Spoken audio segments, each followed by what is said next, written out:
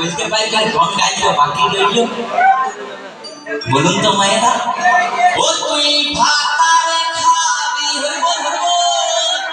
ওই আমার জিগা কাহাকে করলি ছুটি তো আমার জিগা কাহাকে করলি ছুটি ওই আমার জিগা কাহাকে করলি ছুটি তো আমার জিগা কাহাকে করলি ছুটি